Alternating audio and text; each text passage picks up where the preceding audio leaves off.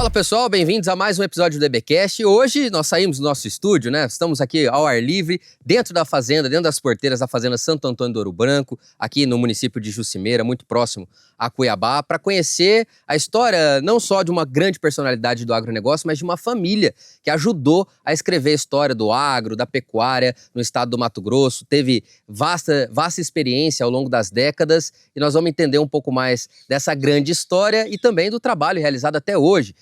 Por essa descendência, pela família, dentro aqui das porteiras da Fazenda Santo Antônio do Ouro Branco e de outras unidades de produção que nós vamos também, durante o nosso EBcast, acompanhando um pouco mais essa grande história. Estou aqui com o seu Antônio Rezende, o nosso titular do Grupo Rezende, o nosso líder, sucessor desse grande legado e que está avançando aí com a pecuária em várias frentes, dentre elas a frente de genética, que é o que nós vamos também tocar aqui um pouco no assunto. Seu Antônio, muito obrigado por nos receber na Fazenda.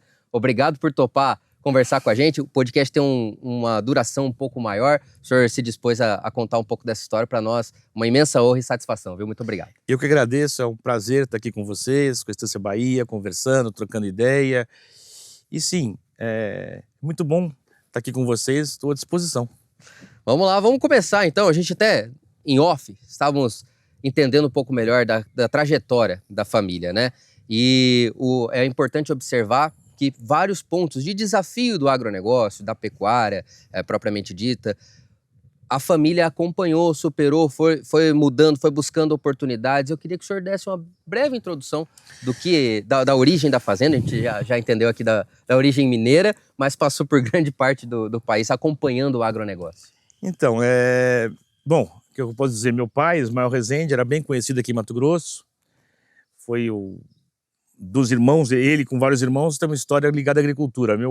Meu avô, né, o pai deles, já era fazendeiro, tinha fazendas em Minas e no Rio de Janeiro. Tinha uma fazenda em Minas, em Lavras, onde se fazia de tudo, leite, queijo, cachaça, engordava porco, enfim, de tudo um pouco.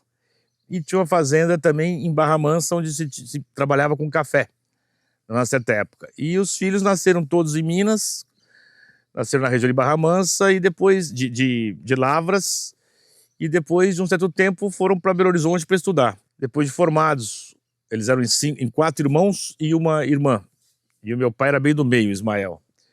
E depois de Lavras eles foram para estudar em Belo Horizonte, se formaram, o mais velho, Rafael, fez agronomia e os outros fizeram engenharia civil. E depois de um certo tempo eles resolveram, lá pelos anos 50, vender a fazenda de Barra Mansa e trocar posição e foram para o Paraná. O Paraná estava começando a desenvolver nos anos 50 com café. Foram para lá, compraram fazenda de café nessa troca de posição. O café de alguns anos lá foi muito produtivo, a terra era muito fértil. E ficaram lá com o café.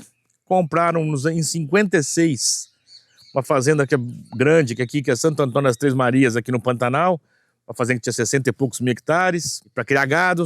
Naquela época não tinha pasto adaptado para lá, na beira da serra, nas faldas da serra, se ainda plantava um pouquinho de jaraguá, um pouquinho de clonião, o restante era só capim nativo. E ficaram com café lá, fazendo café. Como também a origem deles, grande parte dos irmãos eram de construção civil, eram engenheiros civis, montaram uma construtora em Londrina, fizeram lá o primeiro prédio de Londrina, fizeram a Santa Casa, o aeroporto e foram crescendo. E foi crescendo tanto a construtora como a parte de café. A grande modificação depois foi nos anos 74, quando veio a grande geada, o café todo torrou, eles acharam que ele estava ficando perigoso e começaram a trocar posição. Se dispuseram a vender as fazendas do Paraná e passaram a comprar, venderam os estoques de café que tinham armazenado e passaram a comprar fazendas em Mato Grosso. Primeiro compraram conjuntamente isso, então compraram 2 fazendas grandes, essa daqui, originalmente, que era uma fazenda de quase 15 hectares, aqui em Juscimeira, que era a fazenda Santo Antônio da Areia, que depois foi dividida futuramente, e compraram mais uma fazenda em Araputanga, a fazenda Santo Antônio do Cabaçal, que também ficou lá, uma fazenda de 18 mil hectares, ali em Araputanga. E depois passaram a cada um querer investir individualmente, porque alguns dos sócios queriam mais fazendas, outros menos. Meu pai acabou comprando 2 fazendas em Juara. Um outro tio meu, Lúcio, também comprou uma fazenda em Juara. O mais velho, que era o agrônomo, o Rafael, comprou uma fazenda em Cáceres. que era ali em Morrinhos.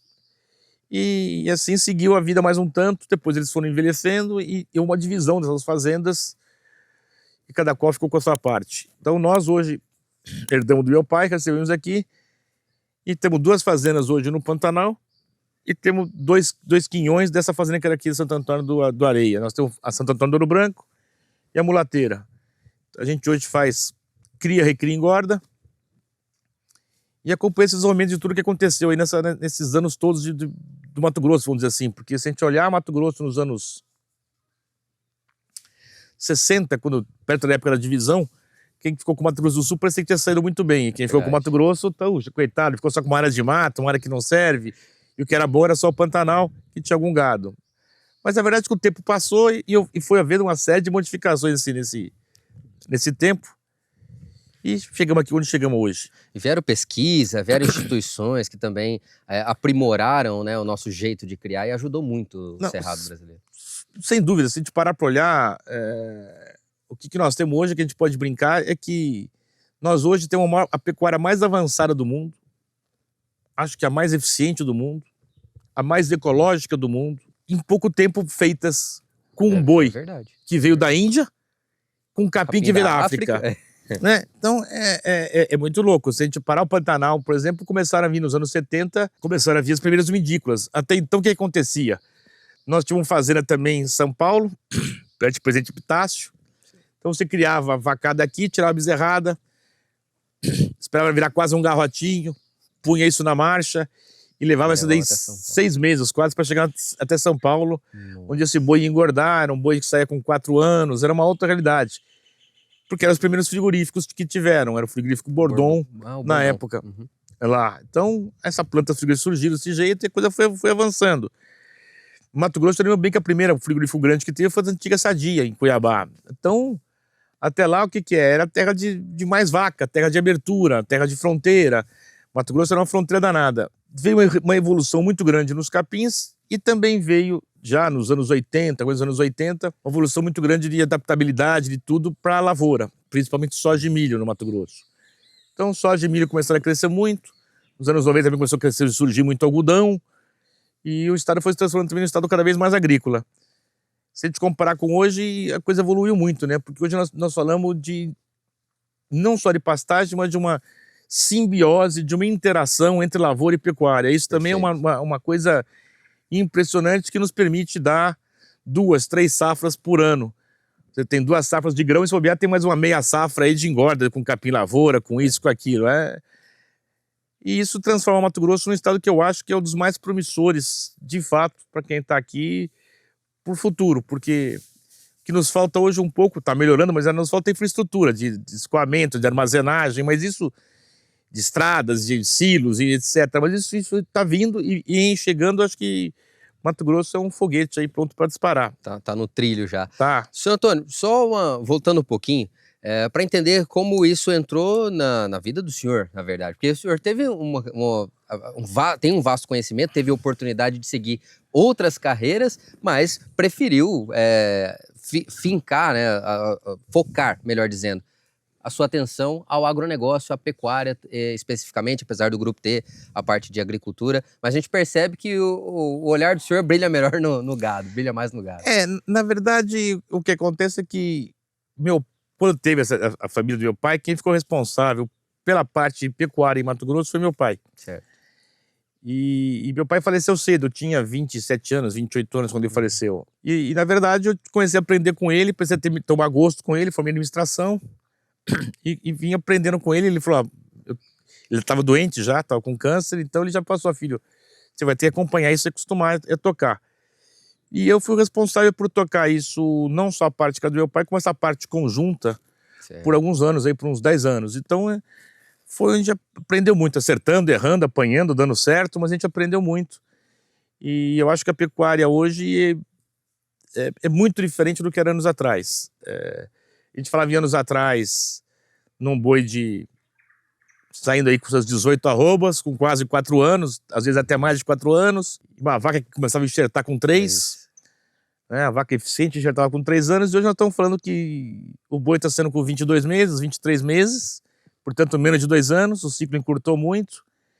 E a vaca também, das nossas fazendas, as vacas estão começando a enxertar, muitas delas com 14 meses. 12, 14 meses.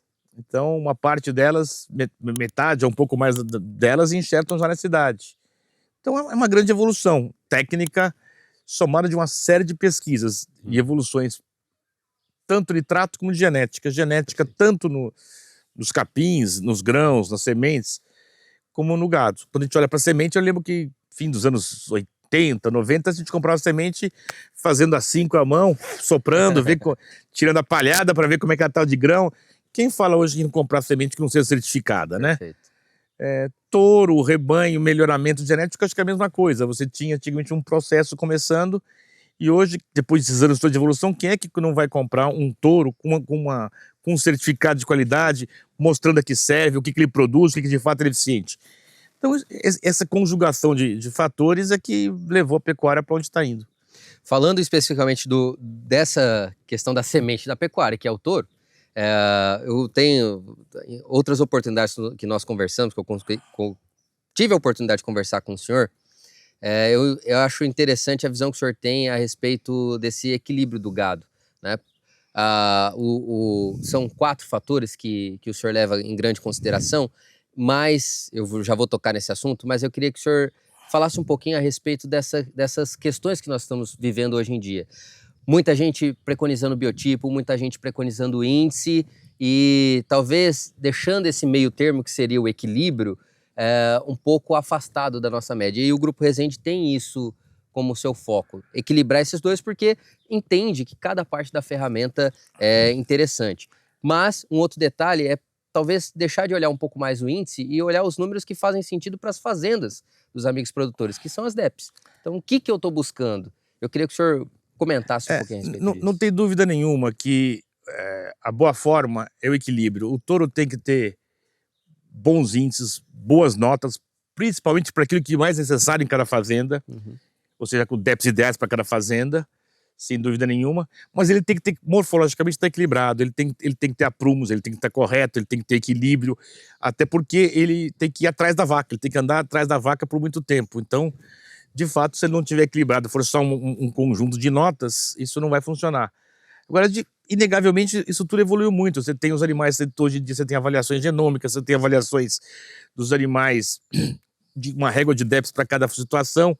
O que eu brinco muito é que, na verdade, os programas vieram aí, deram a cara a tapa, o gado evoluiu barbaramente, e os programas são muitos, você tem programas desde PO até sempre, mas que evoluíram todos eles bastante forte no sentido de produtividade. Nós temos animais que são de fato hoje mais eficientes e mais produtivos. Agora, eu acho que você não pode perder características fundamentais, que é o que eu estou brincando nas minhas pernas do meu touro, nas minhas pernas do meu programa, que são as bases do programa. Eu não posso ter um animal que não seja fértil. Fertilidade é fundamental. Se ele não for fértil, não adianta, ele não vai reproduzir, não vai dar prosseguimento. Então, fertilidade é essencial. Ele tem que desarmar um animal pesado, equilibrado. Então, produtividade é fundamental. Precocidade é muito importante, tanto é que nós estamos soltando bois cada vez mais cedo, enxertando cada vez mais cedo. Então, isso tudo é fundamental para encurtar esse ciclo. E por último, que eu chamo muito que é rusticidade ou adaptabilidade. Ele tem que estar adaptado à região que ele está e às condições que ele tem. Então, o que eu brinco muito quando eu falo que você tem que escolher um pouco o DEP é: qual é o seu processo de produção, qual é o seu ambiente, qual é o seu meio, para você escolher aquilo que tenha mais relevância. Quer dizer, para mim é mais relevante eu ter fertilidade e precocidade, ou é mais relevante só ter ganho de peso? Qual é o meu ambiente? Qual é a minha maneira de produção? Então, eu acho que ele tem que adaptar. E aí vem a escolha do que eu brinco da regra de DEPs, adaptar a sua compra à sua necessidade, à sua realidade. Acho que isso é fundamental. Os programas tentaram durante muito tempo fazer um índice que gerasse o equilíbrio disso. Esse equilíbrio foi bom durante muito tempo, mas ele é dinâmico. Então acho que como nós temos hoje, no Mato Grosso principalmente, ou na pecuária brasileira, condições muito diferentes de produção, desde que está produzindo em áreas completamente agrícolas até áreas muito mais rústicas. Então tem que escolher um animal mais adaptado para a sua região. O senhor tem uma experiência vasta nisso e um desafio enorme que é justamente o Pantanal, que na minha opinião talvez seja uma das áreas mais desafiadoras do nosso território. Eu acho que a cria sempre vai andar em terra mais fraca, em terra mais barata.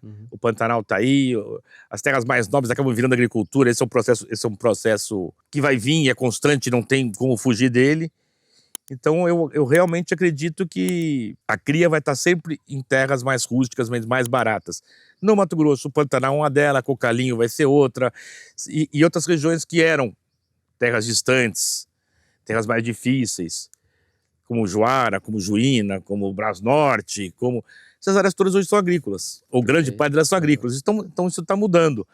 Ao longo do tempo nós estamos mudando inclusive a maneira que nós estamos tratando esse boi, é um mix, por isso que essas novilhas estão enxertando tão cedo, e esses bois sendo cada vez mais cedo, porque nós temos um mix de mudanças, não é só pasto nativo, nós temos pasto adaptado, pasto mais bem formado, rotacionados, nós temos um sistema de adubação rotacionado, nós temos integração lavoura-pecuária, pasto que vem depois de uma lavoura, que é o capim safrinha, enfim, temos uma série de ferramentas aí que cada um sabe a sua realidade, o que está perto de si, se milho está mais barato, se o grão está mais fácil, está mais barato, e tem que adequar sua produção a essa situação própria de cada propriedade. Incorporar a tecnologia, não só as biotecnologias, mas hoje a gente tem sistemas, tem softwares, tem drone, tem... Como que o senhor enxerga a utilização dessas ferramentas hoje na pecuária? O que o senhor tem observado de benefício? Olha, eu sou fã delas. Aqui no Ouro Branco, por exemplo, na Santo Antônio do Ouro Branco, a gente usa várias ferramentas. A gente tem drone, a gente mede a pastagem por drone, a gente tem rotacionado, a gente tem capim safrinha, então a gente procura fazer a lotação o melhor possível. No Mato Grosso, e talvez no Mato Grosso do Sul também, em outras regiões, mas principalmente no Mato Grosso do Sul, a seca é um fator muito determinante. Então, o que eu tenho? Eu tenho a minha limitação é dada pela seca. Perfeito. É ali que limita o meu estoque de animais. Eu tenho que saber como é que eu vou gerenciar isso a melhor maneira possível para ter uma lotação mais adequada à minha fazenda no pico da seca. E usar as ferramentas para não estragar o pasto justamente para entrar nas águas. Então, quais são essas ferramentas? São muitas, vão desde o sequestro, ao calpim lavoura. No caso meu de cria, no Pantanal, a principal ferramenta para mim ter índice é tirar da fazenda aquilo que não vai produzir no Pantanal na seca. O que eu quero dizer com isso? Tira os bezerros machos o mais rápido possível, tira as vacas vazias, antecipe ao máximo que você puder o diagnóstico de gestação, tira as vacas que não vão ficar na fazenda o mais rápido possível. Se você puser, sequestra um lote de animais para poder, durante a seca, aguentar mais gado. Aí cada um vai ter que adaptar o que puder, mas no nosso caso a gente tem percebido que essa aceleração desse processo, essa engrenagem desse processo é fundamental para que eu possa ter a maior rotação possível com bom índice. Porque se você começa a atrasar esses processos, uma coisa começa a comer a outra. Isso é verdade. Aí você faltou pasto na seca, a tua vaca está mais sentida, aí começa a ter que sofrer. Vou judiar de quem? É o índice da prenhez? A vaca que vai ficar sentida? É a novilha que eu vou judiar? É a bezerra que acabou de desmamar? Aí você começa a tomar decisões que você deveria ter tomado antes para ficar menos difícil. Acho que essa que é a grande gestão. E aí sim, as ferramentas de gestão te ajudam muito nisso. Drones, avaliações de pastagem, e aí tem uma série de tecnologias hoje, de ferramentas que estão à disposição de todo mundo, né? Agora, focando mais na parte de melhoramento genético e englobando essas tecnologias ainda, a gente, como o senhor já comentou, utiliza já há um bom tempo os programas de melhoramento que vieram para nos ajudar a formar talvez uma bula dos touros, mas o que o senhor tem observado e talvez até utilizado dentro da porteira, que o senhor acredita que seja uma revolução também na questão do melhoramento genético do ponto de vista de tecnologia para ser usadas para identificar ou talvez para aprimorar? O que o senhor tem observado? Na verdade, a tecnologia no melhoramento genético, fora a genômica que veio para confirmar algumas coisas a mais, o resto é você ter os dados o mais puro possível, porque genética, na verdade, a grande dificuldade que você tem é de você separar num animal quando está vendo um animal completo, ele pronto, né, o biotipo dele pronto, você está vendo uma mistura de duas coisas ali dentro. Você está vendo, de fato, uma parte que é composição de genética. Perfeito. E uma parte dela que é composição de ambiente, do que ele está comendo, como ele está comendo. E o que é difícil é eu separar, porque o ambiente eu transformo o tempo todo, mas o que eu transmito, o que eu passo, é o efeito genético. Então eu tenho que ter os grupos de manejo com a maior seriedade, tentar seccionar de tal maneira que eu possa separar o que é de fato genético e o que é de fato ambiental para poder permanecer um melhoramento genético. Porque se tiver coisas que confunde uma coisa com a outra, o que é ambiente eu não transformo, eu não levo para outra fazenda. Quem vai comprar meu gado não leva o meu ambiente. Pode ter um ambiente melhor do que o meu, inclusive, e fazer melhor a produção ainda. Mas o que ele leva é o potencial genético. Então eu tenho que medir daquele animal que eu estou vendo o que de fato é o potencial genético disso. E para isso, sim, a seriedade dos programas, as avaliações dos programas, os grupos de manejo, não só de contemporâneo, mas grupos de manejos autênticos que estão da mesma idade, no mesmo pasto, no mesmo ambiente, isso favorece que a gente possa selecionar melhor o que é de fato efeito genético. É o certo dos páreos que eu brinco. Eu tento separar uma coisa da outra para dizer assim, isso daqui foi causado de fato pela genética. Potencial genético. Potencial genético. Esse é o principal. E isso tem avançado, os programas têm avançado, e acho que isso é uma grande coisa. Tanto que você pode... Agora, a condição ambiental realmente permitiu também que a gente possa ter animais cada vez mais precoces, saindo mais cedo em um ambiente melhor. Não adianta a gente melhorar tanto a genética se o ambiente não vai dar combustível para aquela genética se expressar. As duas coisas, elas se fundem, elas têm que andar juntas, elas têm que andar próximas. E aí que eu falo, então, e agora, e os planos, os programas de melhoramento genético, que lá atrás, que ninguém conhecia muito bem, eles criaram índices absolutos, que têm muita importância, têm muita relevância. Esses índices foram baseados em percentis na nota, ou proporção da nota para cada questão. A engorda, a fertilidade, isso e aquilo. Lá atrás, a nossa preocupação, quando começaram esses programas, é crescer um pouco o rebanho, o tamanho do rebanho, e aumentar um pouco o tamanho da carcaça. Acho que esse objetivo já foi plenamente alcançado, de um modo geral, na pecuária. Então agora talvez seja a hora de ou mudar, ou esses planos mudarem um pouco esses índices finais, e dar um pouco mais de importância para precocidade, ou fertilidade, ou outras coisas. Ou o comprador tem que olhar o índice final, mas também olhar na régua de DEPS aquilo que é mais importante, o que lhe importa mais. Se é precocidade, se é fertilidade, se é stability, enfim. Tem a régua toda lá, acho que ele tem que sempre estar olhando de acordo com aquilo que melhor lhe convém. A gente percebe que os programas estão vislumbrando justamente isso que o senhor está falando, eles estão tentando buscar ou agregar novas avaliações dentro das características para que esse índice contemple melhor a atualidade da pecuária. E uma das coisas que eles estão tentando colocar, e alguns já conseguiram, é o maternal. Uma pressão maior do maternal, talvez uma responsabilidade do maternal maior dentro do índice. Coisa que o senhor, o grupo, a equipe do Grupo Resende, já foram praticamente obrigados a olhar para isso por conta da fase de cria estar inserida no Pantanal. Então eu queria que o senhor contasse um pouquinho desse impacto, né, de olhar para o maternal, ver justamente... Exatamente, nós temos dois cuidados que nós temos que ter aí na pecuária. Acho que o retorno maternal é fundamental, que também o stability é quanto tempo a vaca fica na tua fazenda. Exato. Por isso, o retorno maternal, uma das coisas mais importantes é que ela enxerte no cedo, portanto a precocidade é fundamental. Porque se ela enxerta no cedo, ela tem mais tempo e mais possibilidade de permanecer várias gerações na tua fazenda.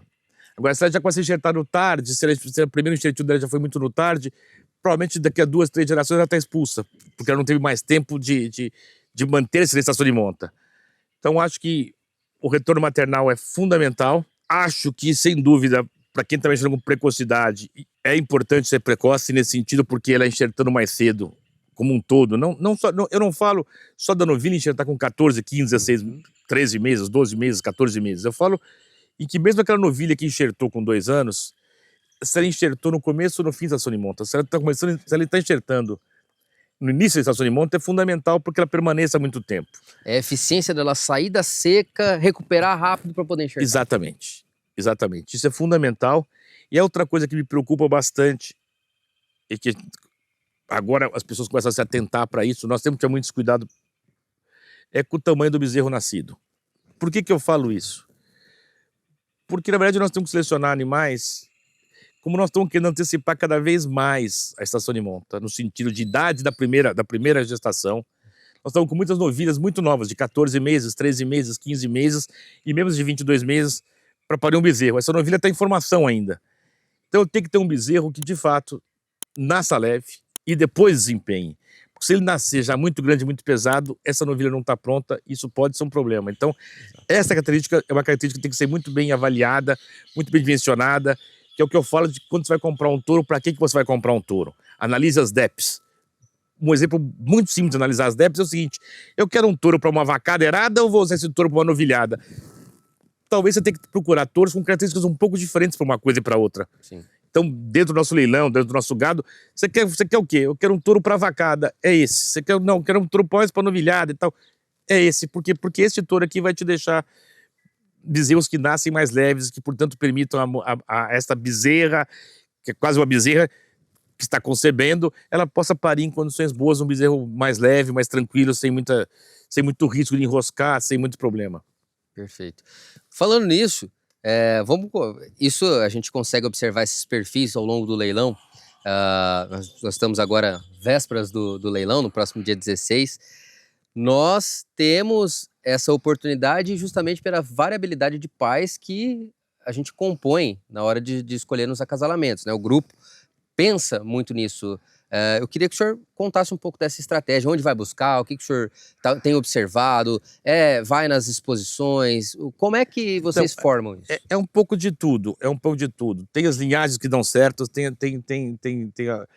algumas genéticas que se adaptam melhor à nossa realidade, portanto a gente acaba usando mais. Nós fazemos o nosso PO, a gente trabalha também com shape. Uhum. Então nós procuramos fazer sempre um animal que seja o nosso perfil, um touro do grupo Resende, cujos perfis se aproximem, ou seja, são animais que vão ser baixos, no chão, costeludos e que sejam muito precoces. Porque nós estamos desafiando isso tudo em condições duras de realidade. Então, e onde nós vamos buscar isso? Vamos buscar nos programas, nos melhoramentos. Os programas te ajudam a acasalar, te ajudam também tem gente acasalando isso. Vamos visitar algumas fazendas dos principais criatórios do país.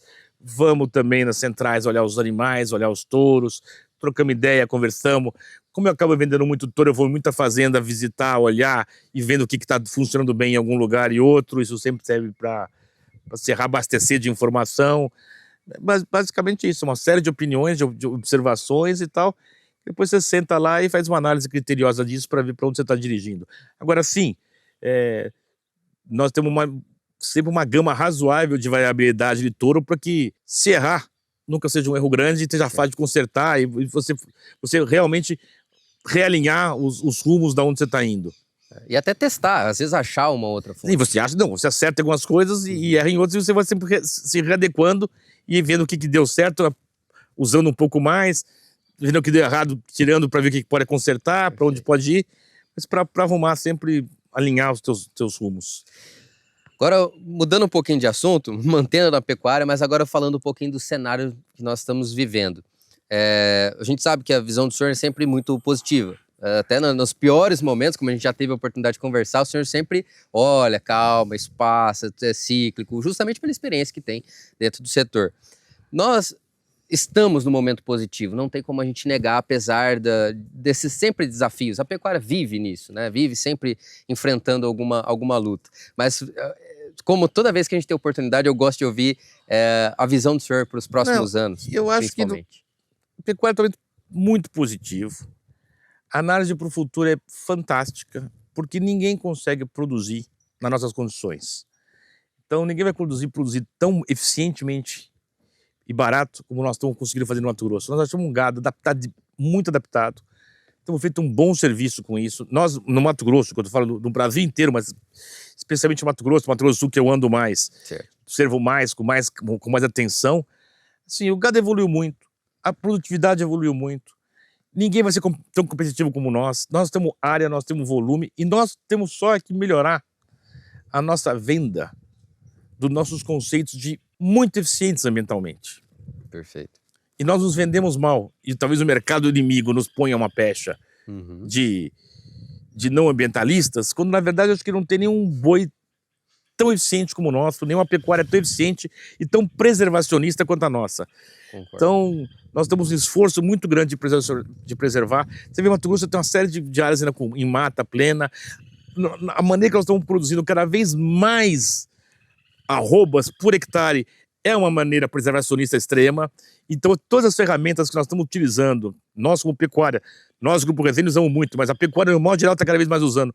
São ferramentas muito preservacionistas, muito ambientalistas. Quando você consegue produzir mais por boi, por vaca, por hectare, senão você está deixando mais área preservada. Então, acho que nós somos muito eficientes nisso.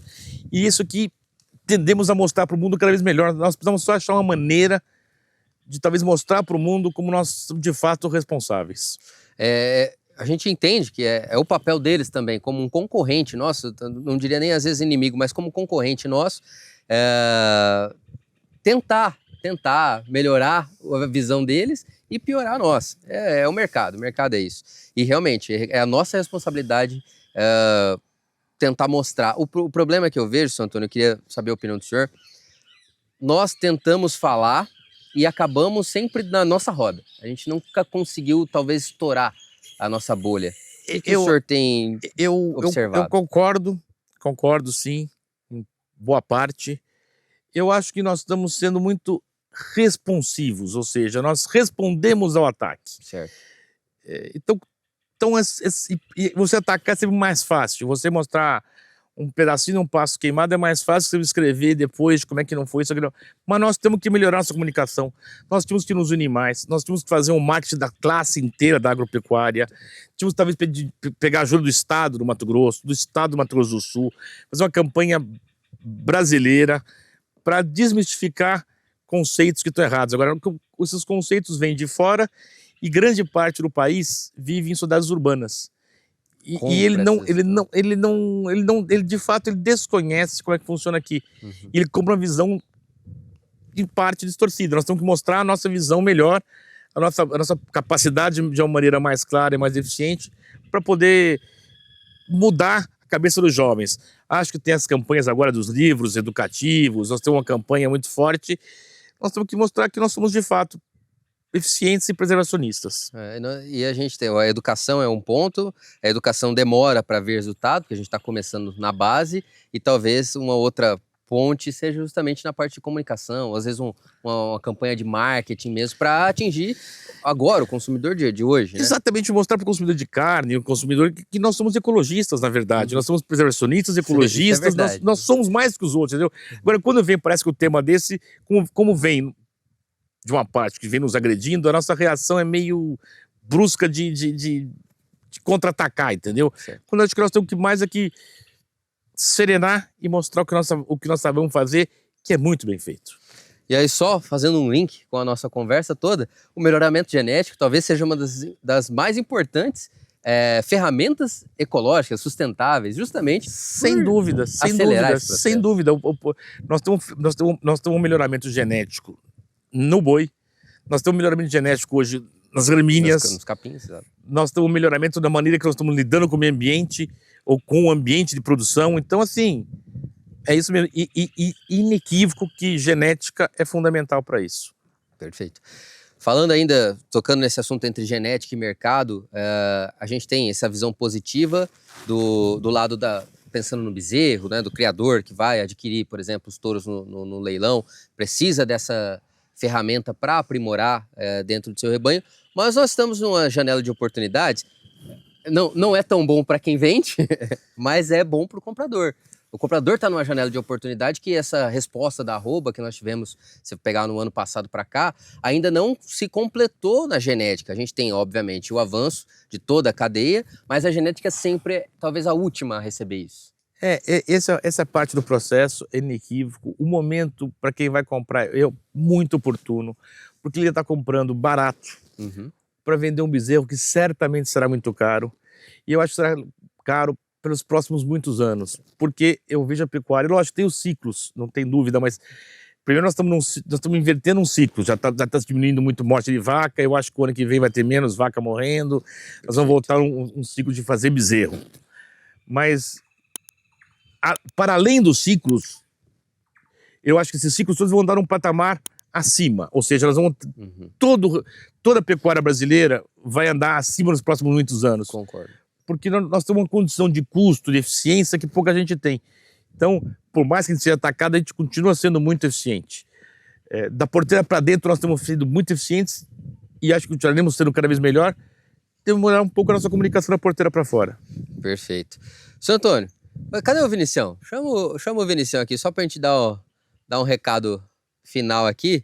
Mas já agradecendo mais uma vez a disponibilidade do senhor, acho que foi uma verdadeira aula, sempre muito interessante ouvir o senhor falar, pelo conhecimento vasto que tem, mas principalmente por se aprofundar em cada assunto, se debruçar em cada assunto. A gente tem um interesse muito grande, percebe um interesse muito grande por parte do senhor em destrinchar, em conhecer o cenário como um todo, uma visão 360 da nossa área. Então é sempre muito enriquecedor, mas gostaria que o senhor finalizasse aqui o nosso episódio também, falando um pouco dessa oportunidade que nós teremos no próximo dia 16, né? O que estará à venda, qual o perfil dos animais.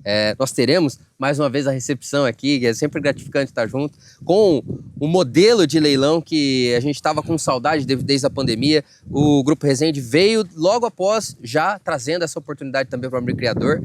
Nós estaremos aqui, então, no próximo dia 16, dentro da Fazenda Santo Antônio do Ouro Branco, conferindo as novas sementes do Grupo Resende. Isso, espero todos aqui, dia 16. Vai ser um sábado, cheguem mais cedo, o leilão começa meio-dia de Mato Grosso, 1h de Brasília, venha com mais calma, avalizar os touros, revisar, checar, estamos com a equipe aqui à disposição para poder ajudar, esclarecer qualquer dúvida. O rebanho é aquilo que tudo que eu comentei aqui agora, é um rebanho que de fato tem uma preocupação em ter um animal de fato eficiente, equilibrado, produtivo, fértil, precoce. Essas são as nossas bases fundamentais. E eu tenho certeza absoluta que quem vier aqui vai ficar muito satisfeito e vai ter uma oportunidade excepcional de fazer bons negócios. Com certeza. Vinicião, pode chegar aqui, tá? A gente teve um papo super interessante aqui com o seu Antônio, você acompanhou. E aí a gente chegou no momento de falar da nossa oportunidade do leilão no próximo dia 16. O seu Antônio veio explicando isso pra gente ao longo da conversa, mas eu quero saber da sua visão. Você é o nosso elo entre o Grupo Resende e Estância Bahia, fez várias visitas aqui, tem acompanhado o trabalho ao longo dos anos também. Tourada especial, safra especial do Grupo Resende, eu queria que você falasse um pouquinho do que você observa nessa nova safra. Ô Léo, eu estou no Mato Grosso há 23 anos, eu tive a felicidade de vir trabalhar numa fazenda, num grupo de fazendas que eram vizinhos lá das fazendas do Pantanal do Grupo Resende, e eu quero aproveitar até a oportunidade para deixar registrado que a contribuição para a minha vida profissional que eu tive com toda a equipe do Resende, do Grupo Resende, foi assim, muito importante. Isso eu falo desde os vaqueiros, desde até os capatazes, os tratoristas, passando pelos gerentes, pelo pessoal do administrativo e pelos proprietários. Então, assim, eu desfruto há 23 anos da convivência com o pessoal do Grupo Resende, e isso fez toda a diferença na minha formação. Eu estou falando isso porque eu sou testemunha ocular da evolução do rebanho, do plantel do Grupo Resende. Eles são, eu já falei isso em outras oportunidades, eles são aficionados, eles são assim, obstinados por fazer mais e melhor todo ano. E isso a gente visualiza na evolução genética do rebanho, seja nas avaliações de desempenho, seja no biotipo. Eles sempre estão procurando produzir animais que geram mais resultado. Primeiramente, intra-rebanho, para o projeto de pecuária de corte do Grupo Resende, e a pecuária do Mato Grosso e do Brasil se serve desse trabalho através da genética que eles disponibilizam nos seus leilões. A Torama PO, que vem agora para o leilão do dia 16, excepcional, é uma safra melhor que a outra. A gente que tem a oportunidade de acompanhar ano a ano isso, é evidente, e isso é fruto de muito trabalho. Então, toda a assessoria, né, a Personal Pack, a Precisa, o Roger, e todo o corpo técnico aí, né, do Grupo Resende, o pessoal da BCZ, o pessoal do PMGZ e da NCP, enfim, todo mundo soma esforços com tanta competência, e o que a gente tem como resultado, obviamente, animais verdadeiramente melhoradores. Então, quem vier e puder participar desse leilão no dia 16, se servir dessa genética, vai levar para casa todos que realmente incorporam características que que deixam resultado no bolso efetivamente dos seus compradores. Então fica aqui o convite para o próximo dia 16, a partir do meio-dia, horário aqui local, a gente já vai começar o leilão. Então quem puder vir mais cedo, já revisa os animais aqui nos currais da Fazenda Santo Antônio do Ouro Branco, revisa, tem toda a equipe do Resende aqui para tirar as dúvidas, para dar informação. A partir do meio-dia o martelo começa a cair, a bater, para a gente servir a pecuária aí com o que o Grupo Resende tem de melhor. Mais um ano vamos estar reunidos aqui na Santo Antônio do Ouro Branco, compartilhando, como acabei de comentar com o seu Antônio aqui, um tipo de evento que o pecuarista está com saudade, né? O gado no recinto, com as pessoas no recinto, no ambiente confortável e gostoso que é a fazenda. Os amigos estão observando aqui, então, uma oportunidade ímpar e também com investimento de qualidade, oportunidade de investimento de qualidade. Vinicião, obrigado pela sua contribuição.